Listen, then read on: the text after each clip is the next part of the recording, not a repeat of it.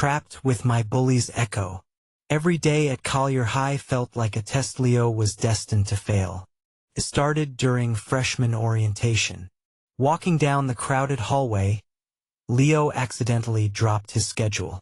As papers flew everywhere, he tripped over his untied shoelaces. With his puffy ginger hair, round glasses that looked like they belonged in a book about wizards, and freckles scattered like stones across a waterfall, he was hard to miss. He scrambled to gather his things, completely aware that everyone was staring. "Watch out!" a voice shouted from behind him. Before Leo could turn around, a football slammed right into his face. The scattered giggles in the hallway erupted into roaring laughter, while Leo lay dazed on the floor.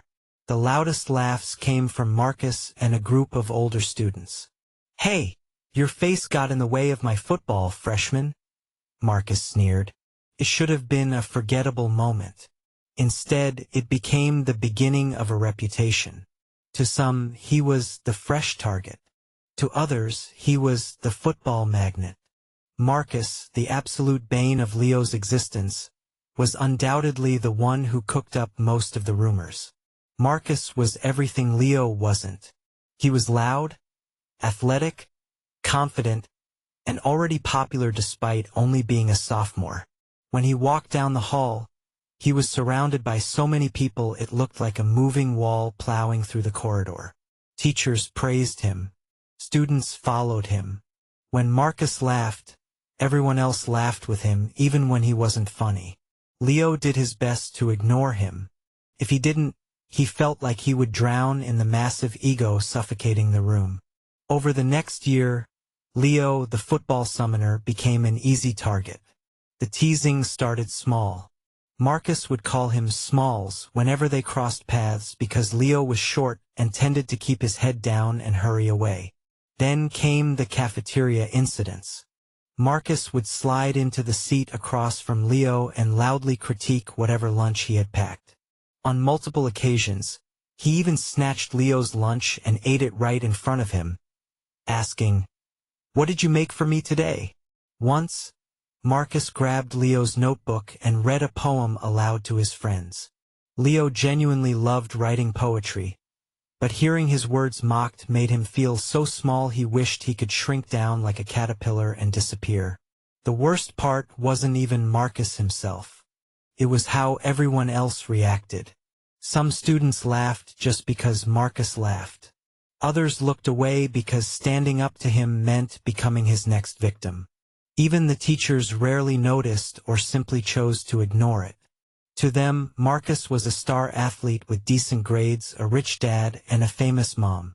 To Leo, he was the reason every school day began with a tight knot in his stomach. The bullying reached a breaking point one morning when Leo was literally picked up and thrown into a dumpster like a piece of trash. All he could hear from inside the dark bin was the sound of high fives and Marcus's echoing laughter. Only a handful of people ever talked to Leo regularly. There was Sarah from the drama club, who quietly shared her supplies whenever he forgot his. There was Mr. Patel, the librarian, who always saved the newest fantasy novels for him. And there was Yuki, a sarcastic goth girl who sat beside him in biology and constantly reminded him to stop apologizing for existing. "You say sorry when people bump into you?" Yuki had pointed out one day while Leo was quietly contemplating his life choices. "I do not," Leo protested. "You literally apologized to a chair yesterday." Leo had laughed at that. Fair. But the chair likes me. Those small moments kept him going. But every morning, the moment he spotted Marcus leaning against the lockers, that familiar, suffocating tension returned. Yet, Leo occasionally caught glimpses of someone different beneath Marcus's arrogant act. Sometimes after football practice, when Marcus thought nobody was watching, he would sit entirely alone on the bleachers, staring blankly at the field. Sometimes his smile looked forced. Sometimes he seemed just as exhausted as Leo felt. Leo only noticed because he paid close attention to his tormentor. Still, Leo never gave those moments much thought. As far as he was concerned, Marcus was just a bully. Then came the school camping trip. The whole school had been talking about it for weeks. His friends kept teasing him about how boys went into the woods and came back as men, and rumors flew about who would share their first kiss under the stars. Sarah had blushed crimson down the hallway during that conversation. Yuki ultimately pushed Leo to go, even though he desperately wanted to stay home. He had promised himself he would avoid school trips. Marcus tripped him on the last class outing to a farm, leaving Leo to walk around in mud-soaked clothes all day while Marcus laughed and told him to watch where you're going. But this year was supposed to be different. This was the year Leo planned to confess his feelings to Rachel. Rachel was a freshman, the head cheerleader, and the class president. She was incredibly popular but genuinely nice to everyone.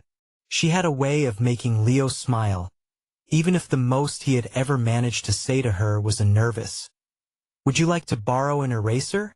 When she smiled and thanked him, he felt like he would melt. Gathering his courage, Leo had asked his father to sign the permission slip. His dad was a strict, military-style parent. The kind of man you didn't ask questions, just yes sir, no sir, and salutes. His father had looked at the slip and grunted. "Camping is for men. We need to erase the weakness out of you, boy." Leo could never look his father in the eye. The man always made him want to disappear.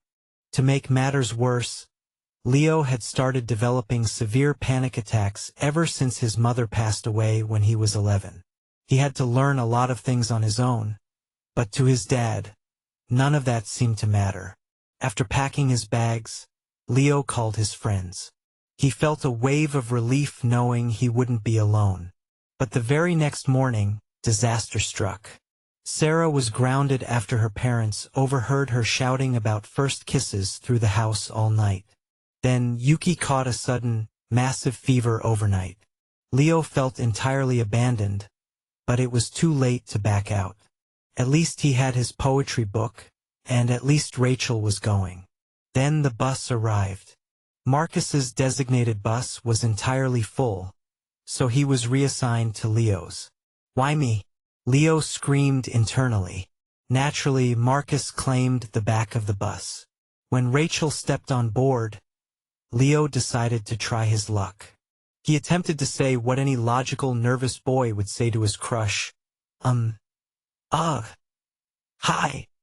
While Leo's heroic, manly, and super confident proposal was failing miserably, Marcus shouted across the bus. "What's taking you so long, babe?" "Coming, honey," Rachel replied, walking right past Leo. Leo's jaw dropped. He slowly turned his head toward the back of the bus. Marcus was sporting a giant grin, looking directly at him. His eyes said "I won," his smile said "Now what?" and his raised eyebrows said "You'll never have a chance, Smalls."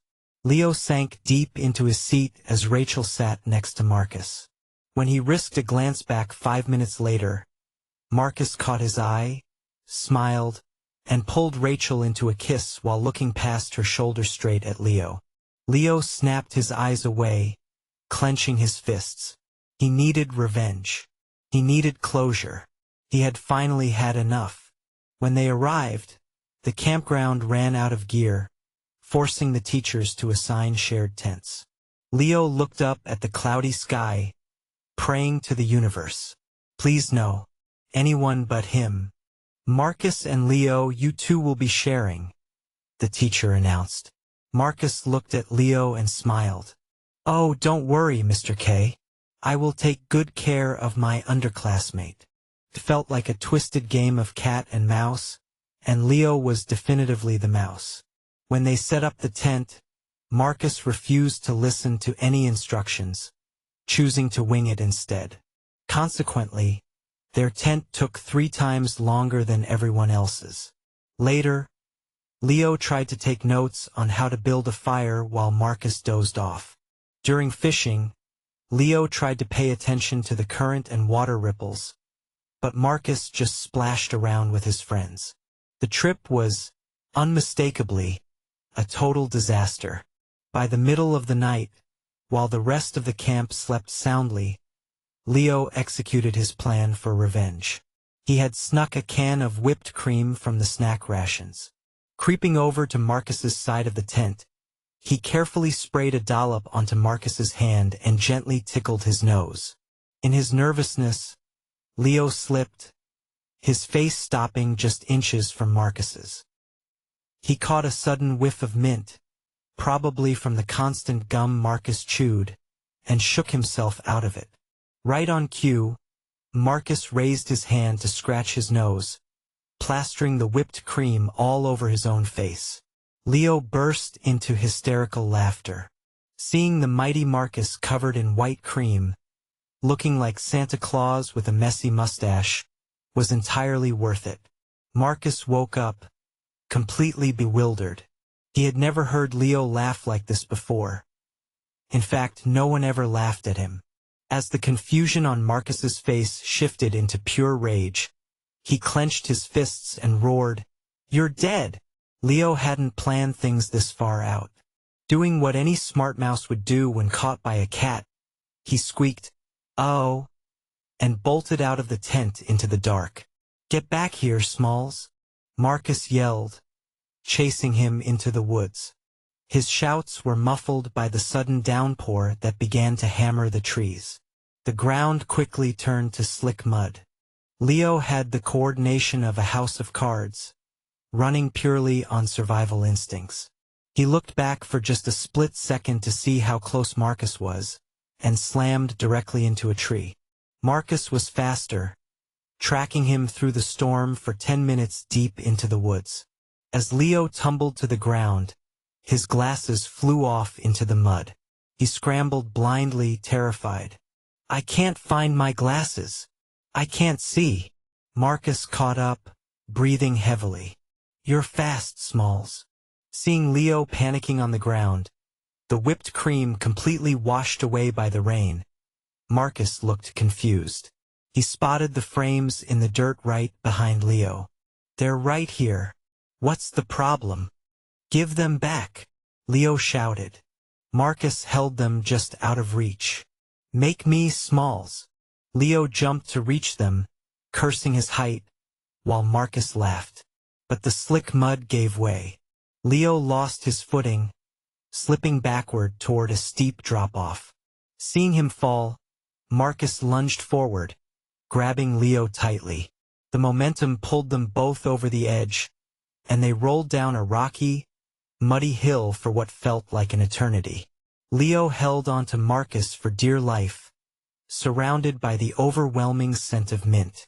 When they finally came to a stop inside a dark cavern, a sudden rumble echoed above them. A massive mud and rockslide cascaded down, completely blocking the cave's entrance. Marcus handed Leo his glasses. Leo pushed them onto his face and looked around, but there was barely any light. Beside him, Marcus groaned, clutching his twisted leg. "I can't get up," Marcus muttered, his voice strained. "My leg hurts." "Oh no," Leo panicked. He rushed to the blocked entrance and began pulling at the stones, but every rock he moved caused more mud to pour into the space. "Stop it," Marcus yelled. "You're trapping us more." Leo froze. They were trapped. Leo backed away from the rockfall until his shoulder blades hit the cold, jagged wall of the cave. His lungs suddenly felt like they were filling with cement. "Not now. Please not now," he prayed, but the familiar, suffocating grip of an anxiety attack was already tightening around his chest. Just minutes ago, he had been running for his life from the varsity jacket-wearing nightmare who made his school days a living hell. Now he was locked in the dark with him. Leo slid down the cave wall, drawing his knees tightly to his chest as his breath came in ragged, shallow gasps. Every single day was a battleground. If it wasn't Marcus shoving him into lockers at school, it was his father's booming, hypercritical voice echoing through the house, telling him he was weak, quiet, and a disappointment. His nervous system was entirely frayed from being on high alert 24 hours a day. Marcus pulled a small flashlight from his keychain, clicking it on. Hey, look at me. Leo flinched, pulling his arms over his ears and shutting his eyes tightly, bracing himself for a cruel joke or a hit. But the insult never came. The big sophomore was laying a few feet away, his hands held up with his palms out. The cocky, arrogant smirk he usually wore was entirely gone, replaced by wide, shaken eyes. Without the cheering crowd of his friends, Marcus just looked like a scared kid in a muddy jersey. "I'm not gonna hurt you, Leo. I swear," Marcus said, his voice dropping its usual tough guy bravado. "Just try to breathe. You're gonna pass out." Leo couldn't answer. He was trembling violently, his vision tunneling into black dots. The cave felt like it was shrinking, crushing him just like the walls of his own home. Okay. My sister gets these," Marcus said quickly, shifting a bit closer but carefully respecting Leo's space. "Don't focus on the rocks. Look at my hand. Can you see my hand?" Leo forced his eyes open, tracking Marcus's hand in the dim beam of the keychain flashlight. "Match my breathing. Come on. Big breath in. Hold it. Let it out." Marcus took a deep, exaggerated breath. Leo tried, but a sob hitched in his throat. "I can't," he choked out, a metallic taste rising in his mouth. "We're stuck. No one knows where we are. They know we're missing." "The counselors aren't stupid," Marcus interrupted, his tone firm but surprisingly gentle. "They'll see the slide. They're probably already digging. But I need you to breathe with me, man. Please." Marcus started counting out loud, slowly and steadily. It was the exact same rhythm a school counselor had tried to teach Leo once before, but hearing it come from the guy who usually spent his mornings mocking his shoes was jarring enough to break the mental spiral. Leo focused entirely on Marcus's voice, using it as an anchor against the dark. In for 4. Hold for 4. Out for 4. Minutes bled together. Slowly, the tight band around Leo's ribs began to loosen.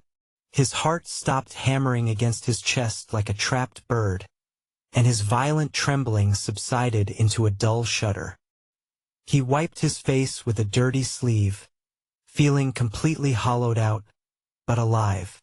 "There you go," Marcus muttered, visibly relaxing against the cave wall.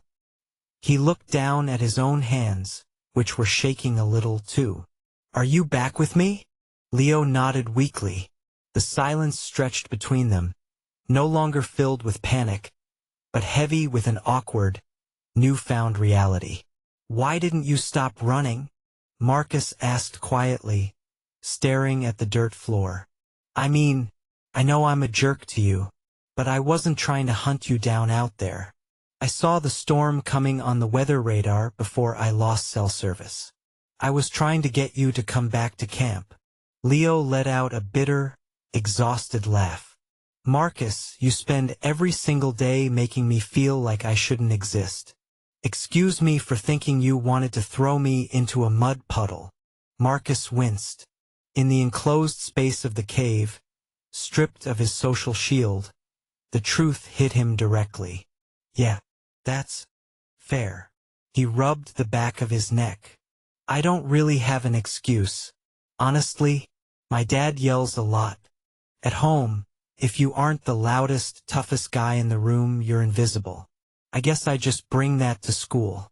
It's easier to make someone else feel small than to feel small myself." Leo looked up, staring at the jock. The description hit entirely too close to home. He thought of his own father's cold stares and biting words. "My dad is the same way," Leo said, his voice barely a whisper. "Except I don't take it out on other people. I just can't breathe." Marcus looked at Leo, really looked at him, perhaps for the very first time. The silence that followed wasn't the hostile kind from the school hallways. It was a shared understanding between two kids who were both just trying to survive their own lives. "I'm sorry, Leo," Marcus said. For the first time, it sounded entirely real. "Seriously?" Leo nodded, his eyes drifting down to Marcus's leg. It was bleeding. Moving closer, Leo took off his outer jacket and used his teeth to rip a wide strip of fabric from his own sleeve. He looked at the older boy. "Hold still." He carefully wrapped the fabric around Marcus's leg to stanch the bleeding. Marcus chuckled softly. "What's so funny?" Leo asked, tying the knot. "I'm just imagining you in a Boy Scout uniform." Leo sat back, sitting closer to Marcus than he ever thought he would. Suddenly, a massive crack of thunder exploded outside, echoing violently through the cavern. Leo jumped, instinctively reaching out and grabbing Marcus's hand tightly. Marcus looked at him, his expression soft. "Are you okay?" Leo, ruled by years of survival instincts, looked at their joined hands. "I'm scared. Please don't let go." Marcus squeezed his hand back. "I won't. I'm here with you."